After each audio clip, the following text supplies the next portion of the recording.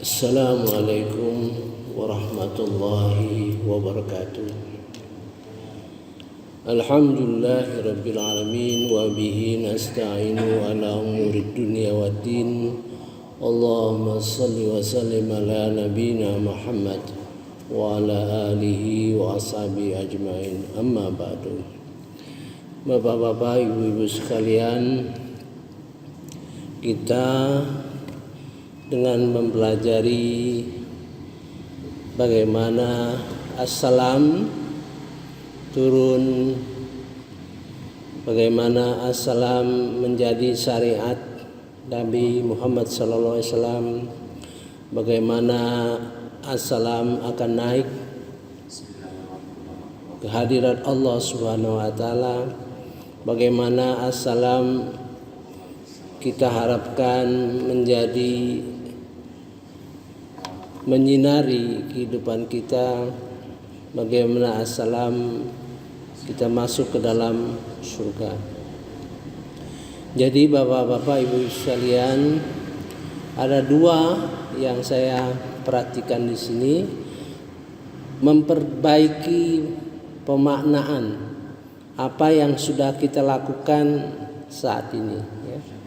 Satu, berkenaan dengan zikir kita, Allahumma antas salam wa minkas salam wa ilaika ya'udus salam fahayna rabbana bis salam wa adkhilnal jannata daras salam, yang kita baca hampir setiap sesudah sholat. Ada 5 poin. Engkaulah Allah zat salam. Jadi diri Allah itu yang merupakan salam.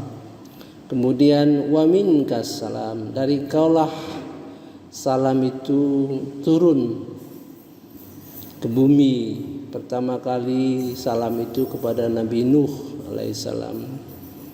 Wa ilaika ya'udus salam, kembali salam itu kepadamu ya Allah. Nanti pada saat kita diberi salam oleh malaikat ketika akan menghadapi sakaratul maut. Fahayna rabbana bisalam, hidupkanlah kami dalam salam.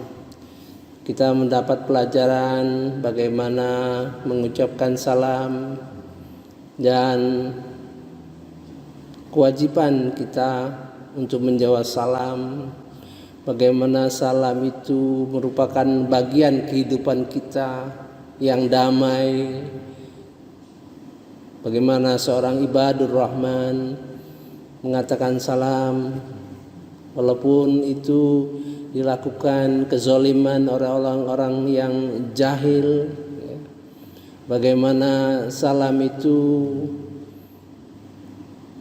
kita gunakan dalam rangka kekerabatan, keluarga besar. Di dalam surah An-Nur, makan bersama-sama, orang tua, paman, anak-anak, bayi yang cacat, itu merupakan pelajaran as-salam di dalam kehidupan dunia ini. Nanti kita akan lanjutkan, itu baru separuh jalan. Kemudian saya tadi mengucapkan Assalamualaikum warahmatullahi wabarakatuh. Salam itu merupakan doa untuk kita selamat di dunia dan akhirat, tidak celaka, tidak ada hal yang mencelakakan kita di dunia dan di akhirat. Saya pahami ya, bapak-bapak baru mendengar barangkali hanya subuh tausiah kita, bahwa di dalam salam itu saya menyertai di dalam hati saya, karena saya paham ayat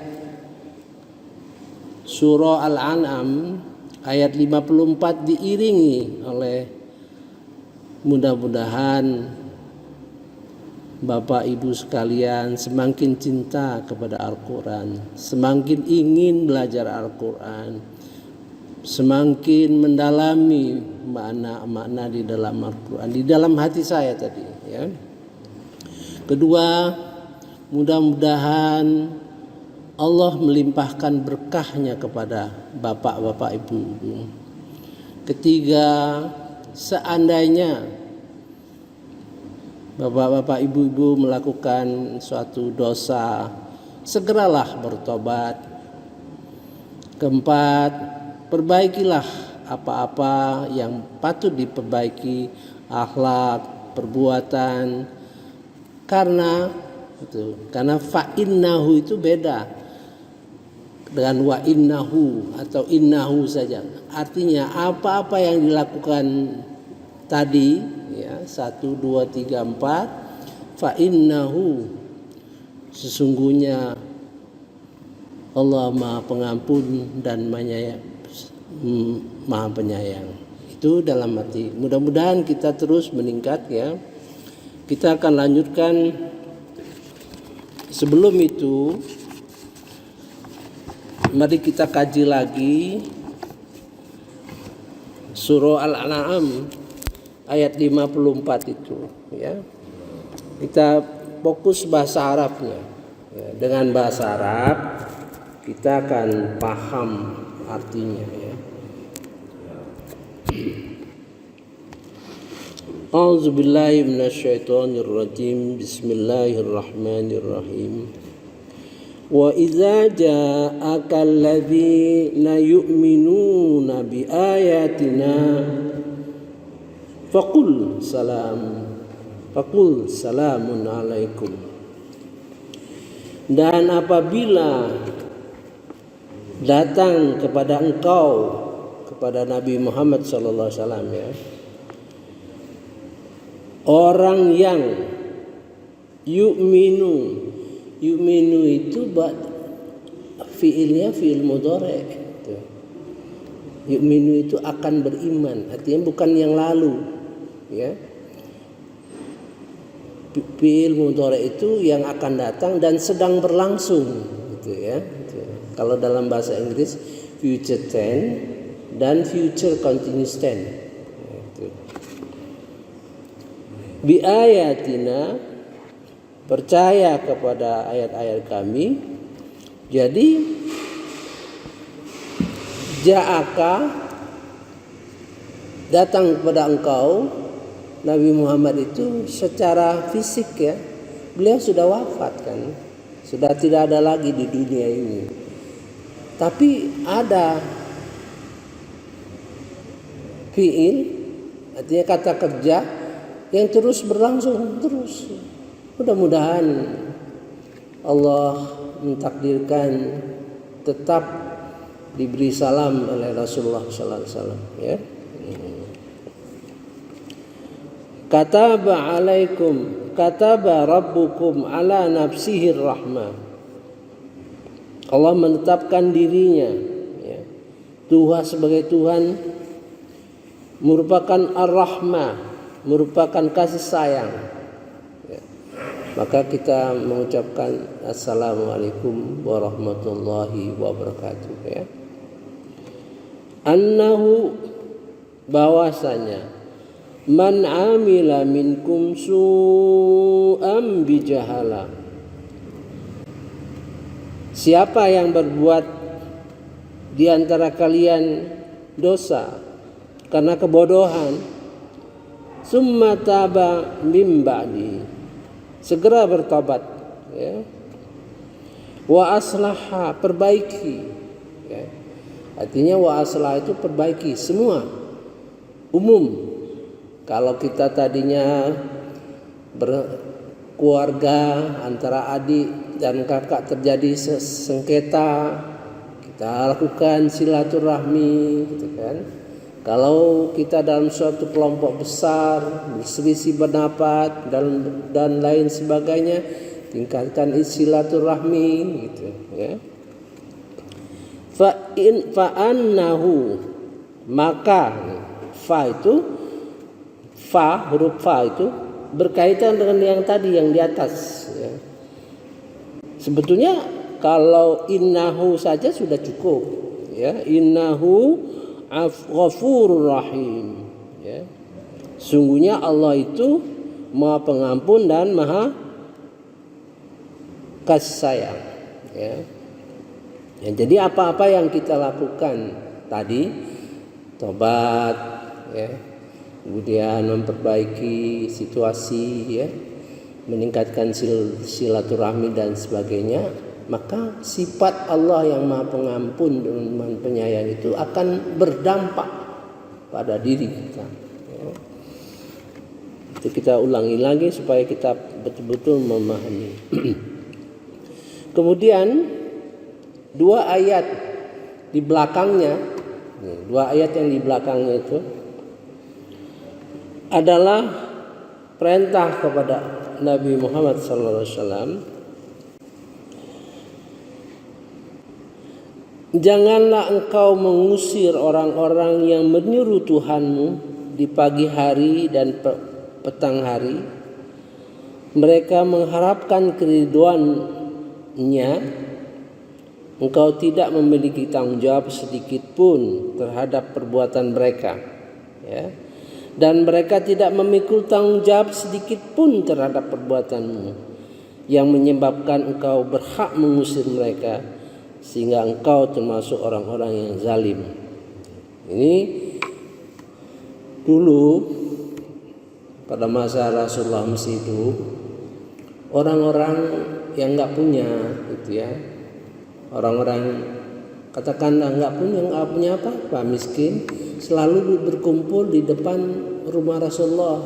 Kalau Bapak Ibu sekalian ke Madinah, ke Madinah, itu di depan ini Raudhah ya, Raudhah, sebelah kiri Raudhah ya. Bapak Ibu sekalian ngadapin saya kan, jadi sebelah kanan. Kalau Ibu Bapak di Raudhah, sebelah kanan kan rumah Rasulullah ya. Nah, di balik jalan keluar itu, di balik jalan ini ya, jalan keluar ini rumah Rasulullah. Nah, di balik itulah sofa, ada sedikit tinggi kan, masih ada ya sofa, di mana itulah tempat orang-orang miskin kumpul ya. Di situ makanan diberikan oleh sahabat-sahabat ya. Seperti ada yang memberikan satu tangkai korma gitu yang kata. Itu Rasulullah itu diberitahu ya. Wala taqrudil ladzina yad'una rabbahum bil ghadati wal 'ashi. Jangan engkau mengusir orang-orang yang mereka menyeru Tuhanmu pagi hari dan petang hari gitu. Jadi jangan sampai kita melakukan sesuatu yang menyakitkan orang miskin ya. Yuriduna wajha, mereka hanya mencari keridhaan Allah Subhanahu wa taala. Ma 'alaika min hisabihim min syai', mereka tidak bertanggung jawab, diperhitungkan segala sesuatu perbuatan mereka ya. Dia tidak bertanggung jawab kepada perbuatan engkau ya, apa yang dilakukan oleh Nabi Muhammad ya. Dia tidak bertanggung jawab gitu. Alaika di sini ya. Wa ma min hisabika alaihim min syai', apa yang mereka perbuat tidak akan menjadi tanggung jawabmu gitu ya. Fatatrudahum, maka jika kamu ngusir mereka, fatakuna, kamu menjadi orang yang zalim, minaz zalimin ya. Jadi di zaman Rasulullah itu banyak teman-teman yang tidak punya, berkumpul di halaman depan rumah Nabi Muhammad SAW ya. Nah, Wa kadzalika, demikian kami telah menguji mereka. Orang-orang kaya itu, ya, orang-orang kaya itu diuji oleh Allah Subhanahu wa taala. Demikianlah kami menguji mereka orang-orang kaya dengan sebagian yang lain yang miskin, agar mereka orang-orang kaya itu berkata, orang-orang semacam inikah di antara kita yang diberi anugerah oleh Allah? Tidakkah Allah lebih mengetahui tentang mereka yang bersyukur? Jadi sebenarnya bercampur baur sama orang yang nggak punya, gitu ya, itu merupakan ujian bagi kita, ya.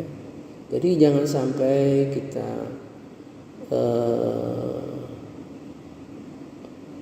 memisahkan, ya. Jangan sampai di dalam hati kita itu ada rasa memisahkan orang yang punya dengan yang tidak punya. Itu pesan untuk membentuk suatu masyarakat. Jadi jangan bapak-bapak, ibu-ibu kira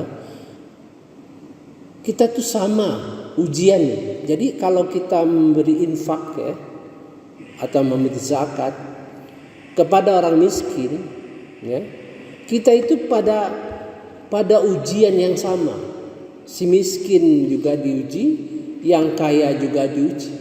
Hanya bedanya soalnya aja, ya kan? Gitu. Sama. Ini perasaan ini yang harus kita bangun, gitu.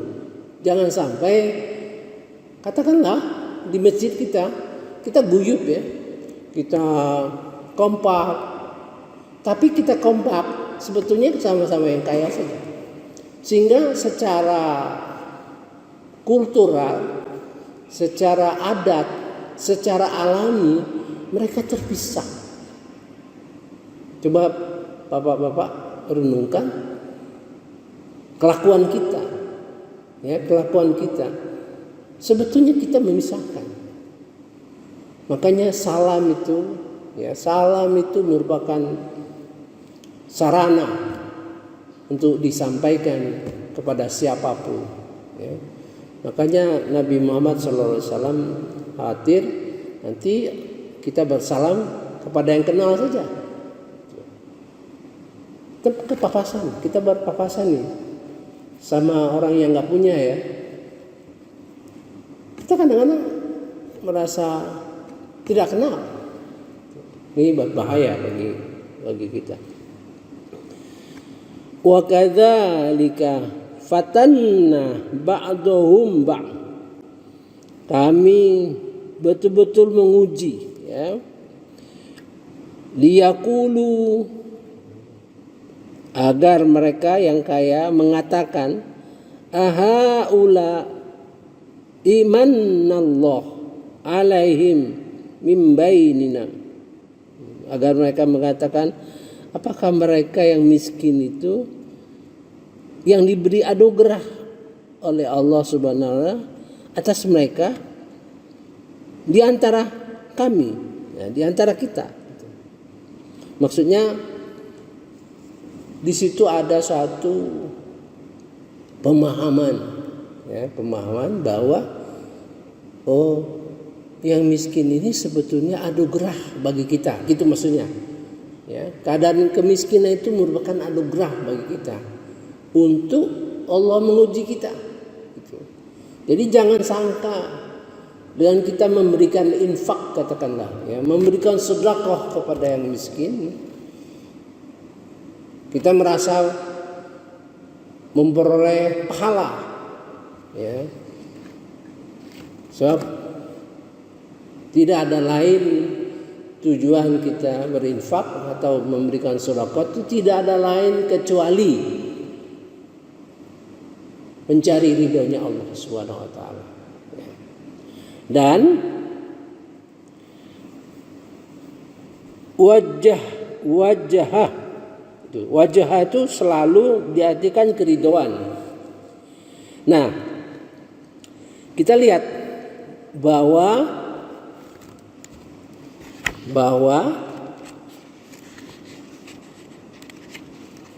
orang-orang yang betul-betul tingkat tinggi ya.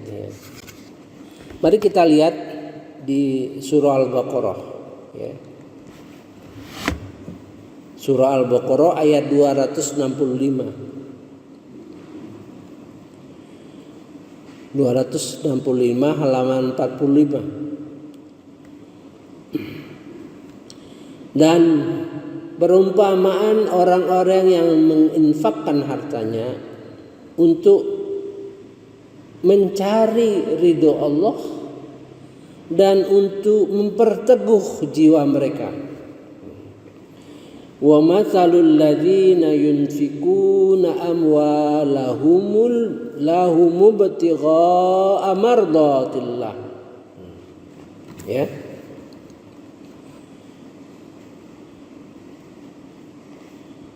Dan perumpamaan orang-orang yang menginfakkan hartanya itu untuk mencari ibtigha'a mardatillah.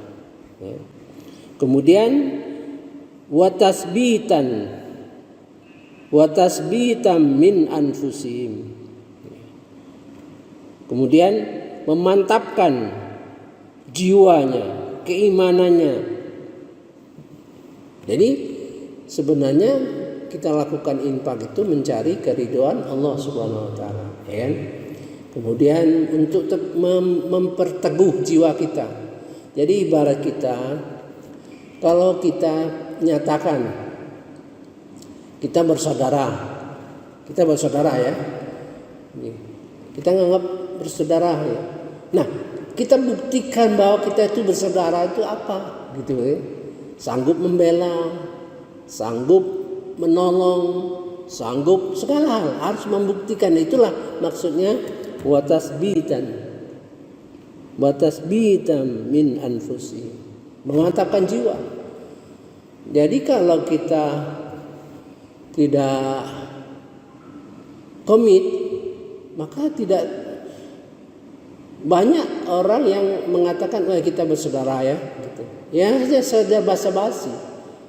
Yang namanya bersaudara itu betul-betul kita harus buktikan. Itu watasbitan. Begitu juga sebagai orang Islam harus kita buktikan dengan memberi infak dan sebagainya, ya. Kita lihat nih.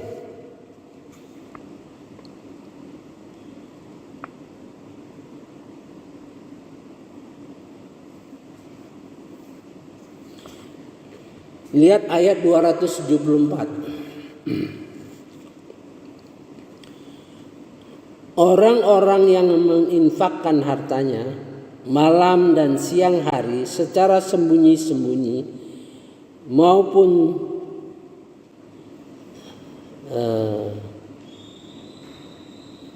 terang-terangan, mereka mendapatkan pahala di sisi Tuhannya. Tidak ada rasa takut pada mereka dan mereka tidak bersedih.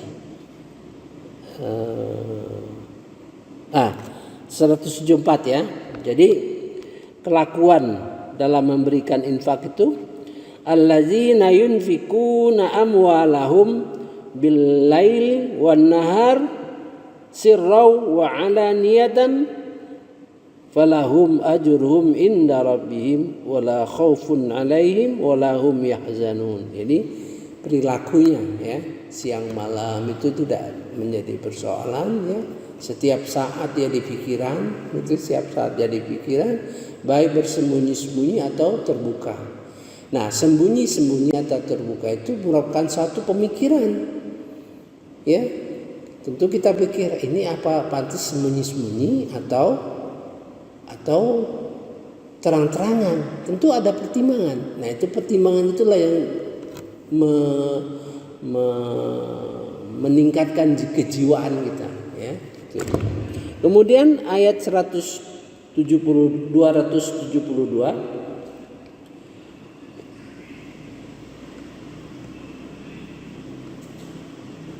bukanlah kewajibanmu Muhammad menjadikan mereka mendapat petunjuk, tetapi Allah lah yang memberi petunjuk kepada siapa yang Dia kehendaki.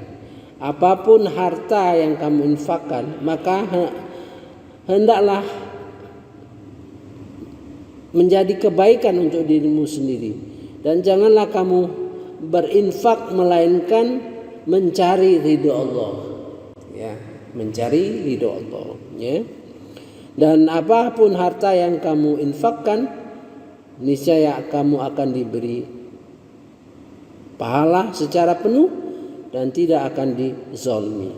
Jadi orang melakukan infak kecuali mencari ridho Allah Subhanahu wa taala. Nah, yang miskin tadi, ya, yang miskin tadi, dia bukan mencari ridho Allah yang sama, wajah, itu mencari wajahnya Allah, diterjemahkan juga mencari ridho Allah, tapi wajah Allah itu lebih tinggi, gitu, ya.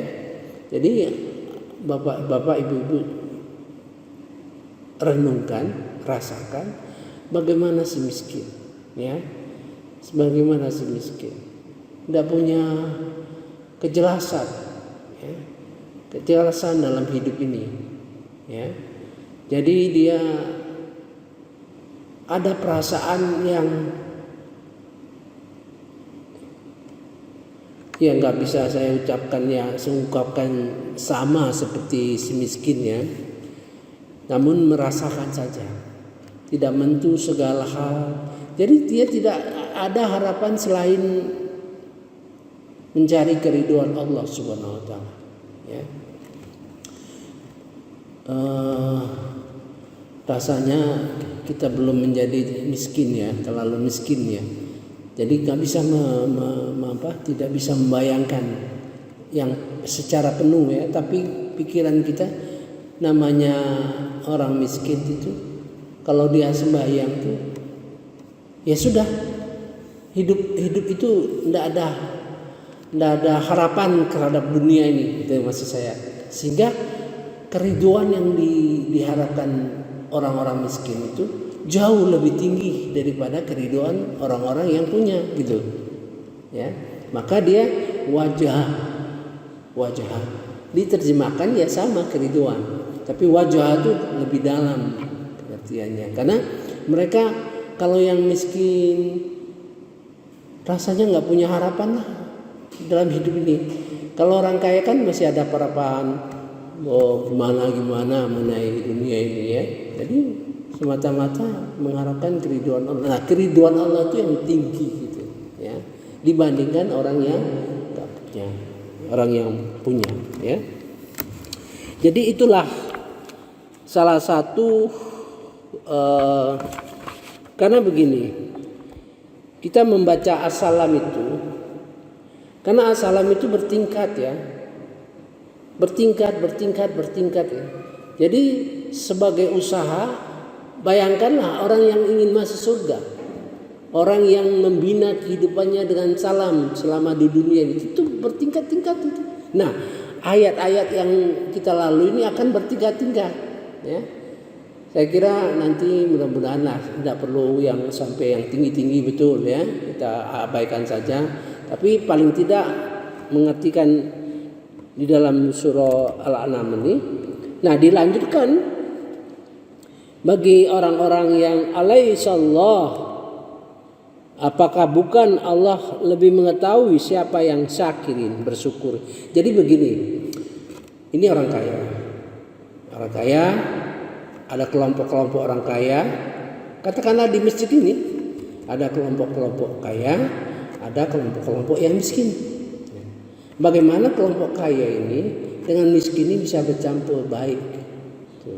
Karena secara alami orang miskin itu memisahkan diri.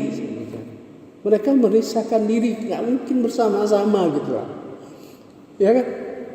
Mereka memisahkan diri, tidak merasa dia itu golongan yang kaya. Nah, tidak ada darah lain yang mengulurkan tangan itu, yang mengulurkan tangan untuk mereka guyup itu, yang kaya. Tidak mungkin orang miskin mau nyampur-nyampur, gitu. Mungkin dia kan memisahkan diri secara alami, gitu. Nah, kalau kita ingin mencari keridhaan Allah, ya, nah maka di sini ayat ini alaihissallah, ya, apakah bukan hanya Allah yang tahu, ya. Bi'alama yang mengetahui betul-betul siapa yang bersyukur. Nah, kalau orang kaya tadi yang punya tadi, betul-betul dia mensyukuri kekayaannya, ya. Mensyukuri posisi dia. Memungkinkan dia sebagai khalifah, sebagai pemimpin, dia akan berusaha merangkul mereka, ya. Itu yang diharapkan dalam ayat ini, gitu.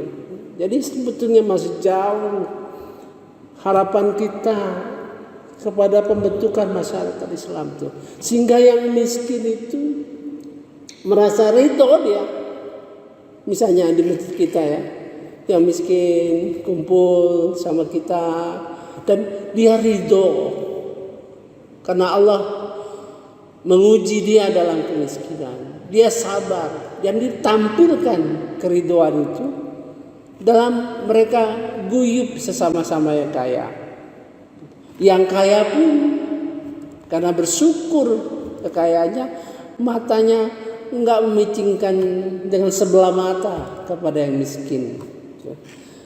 Saya kira itu saja, ya, salah satu contoh betul-betul orang yang kaya itu bersyukur, akan tampak usahanya dalam menyatukan masyarakat kita, ya. Saya kira itu saja salah satu. Nah, setelah itu syakirin wa idza jana, lebih lanjut ini, datang kepada engkau orang yang percaya kepada ayat-ayat kami, ya. Saya kira cukup, ya. Subhanakallahumma wa bihamdika asyhadu an la ilaha illa anta astaghfiruka wa atubu ilaik. Wallahu alam. Wassalamualaikum warahmatullahi wabarakatuh.